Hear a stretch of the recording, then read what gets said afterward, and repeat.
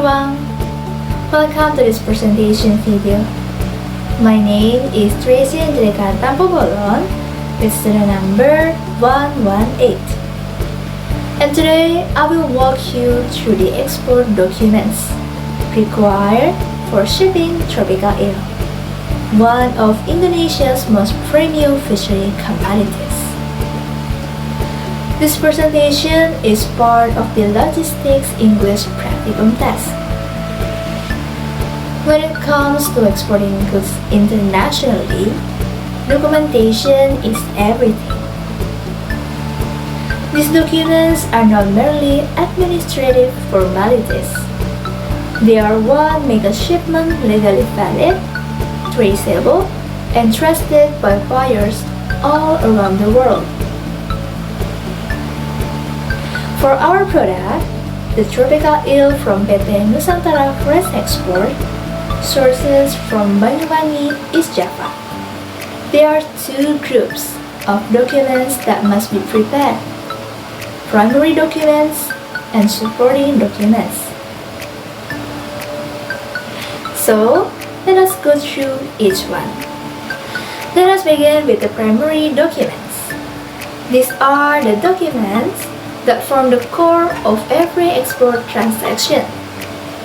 Without them, a shipment cannot be processed, cleared by customs, or accepted by the buyer at the destination.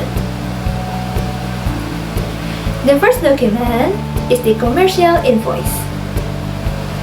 This serves as the official proof of the sales transaction between PT Nusantara Fresh Export as the exporter and our buyer in Japan or South Korea.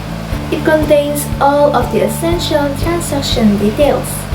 As you can see, the names and addresses of both the seller and the buyer.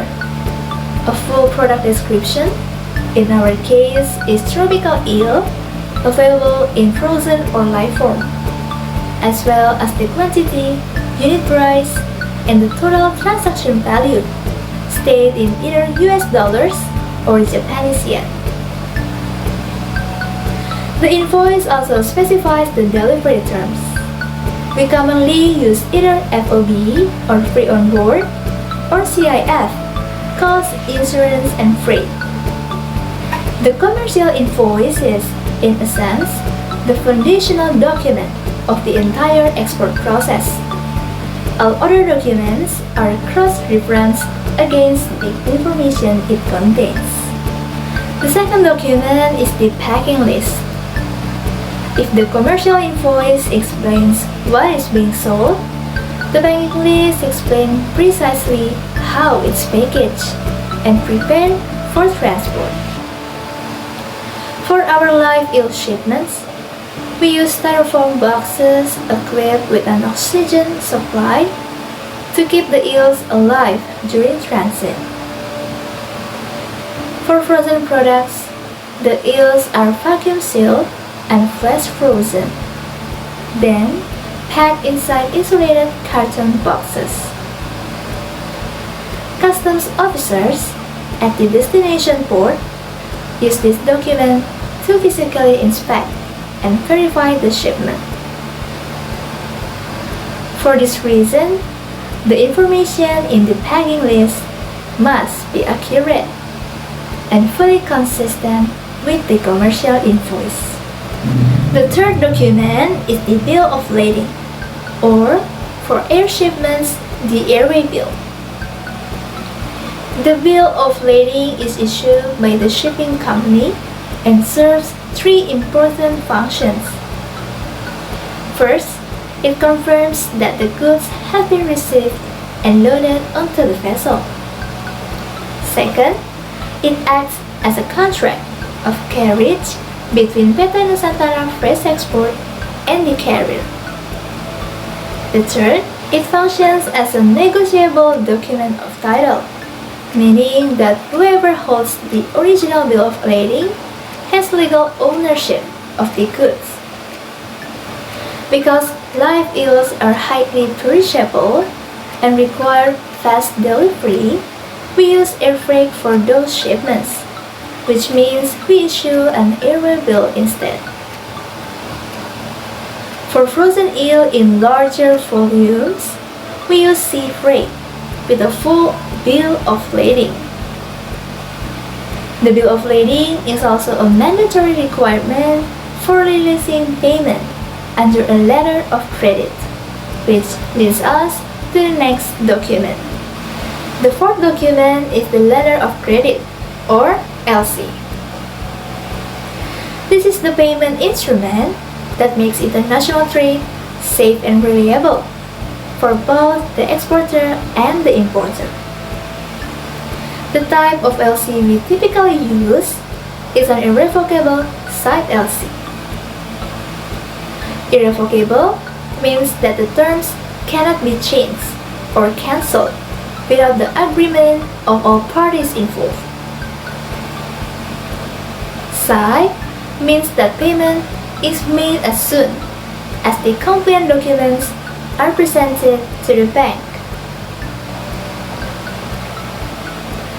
For a company like ours, the letter of credit provides financial security. We are assured of receiving payment, and our buyer is assured of receiving the goods exactly as specified. The fifth and final primary document is the PEB, which stands for Pemberitahuan Ekspor Barang or Export Customs Declaration in English. The PEB is the official customs document that we are required to submit to Indonesia's Directorate General of Customs and Excise before our goods are permitted to leave the country. One important detail I would like to highlight is the HS code, or the Harmonized System Code. Accuracy in declaring the correct HS code is critical, as an incorrect code can cause significant delays or complications at customs. Once the PEB has been approved, we receive an NPE, the Export Approval Note, which is our official authorization to load the goods and proceed with the shipment. Now, let us move on to the supporting documents. These are documents that are specific to the type of product being exported. For fishery products such as tropical eel, they carry the same level of importance as the primary documents and are equally mandatory. The first supporting document is the Certificate of Origin. This document officially certifies that our product genuinely originates from Indonesia and is issued by the Ministry of Trade of the Republic of Indonesia. Beyond simply proving the origin of the product, the Certificate of Origin provides a significant commercial advantage: access to preferential import tariff rates. By using COO Form GEPA issued under the Japan-Indonesia Economic Partnership Agreement, our eels qualify for substantially reduced import duties when entering Japan. For shipments to South Korea, we use COO Form AFTA under the Asian-Korea Free Trade Agreement. In a competitive global market, lower import duties translate directly into a more competitive selling price, making PT Nusantara Fresh Export a more attractive supplier for our international buyer.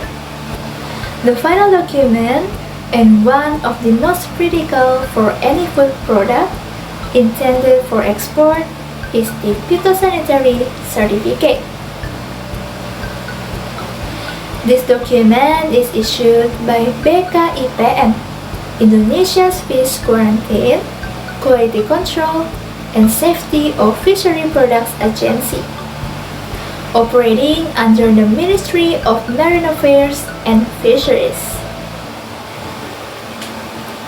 The phytosanitary certificate certifies that our eel products are safe for human consumption. It confirms that the products are free from dangerous fish diseases, antibiotics residues, harmful hormones, and hazardous chemical substances, and that our entire production process complies with international HACCP, Hazard Analysis and Critical Control Points, food safety standards. Japan and South Korea maintain some of the most stringent food safety and sanitation regulations in the world. Without a valid phytosanitary certificate, our products would not be permitted to cross their borders. Fortunately, because PT Nusantara Fresh Export uses legally certified glass eel seeds, applies no antibiotics or harmful chemicals throughout the farming process, and conducts a thorough purging procedure prior to harvest, we are consistently able to meet these strict requirements. This commitment to quality is not only a regulatory necessity, it's the foundation of our brand reputation in the international market. Let's do a brief recap of everything we have covered. The 5 primary documents required for our export process are the commercial invoice, the packing list, the bill of lading or airway bill, the letter of credit, and the export customs declaration or PEB. The 2 supporting documents specific to our fishery product are the certificate of origin and the phytosanitary certificate. Together, these 7 documents ensure that every shipment of tropical eel from Banyuwangi, Indonesia to a premium restaurant in Tokyo or Seoul is not only possible, but fully legal, transparent, and worthy of international trust. That concludes today's presentation. I hope you found this informative and easy to follow. See you guys! In completing this assignment, I used a combination of AI tools. I entered ideas in the form of prompts into the AI tools I used. The prompts were then processed by the AI tools, namely Cloud AI, which produced the documents needed for export. I also used DeepL to translate the prompt results into English and check the grammar using Cloud AI. For speaking practice, I use Timler and I create the image of the documents displayed using Cloud AI. To edit videos, I use CapCut and Canva. So that's all for today. Thank you guys and have a nice day.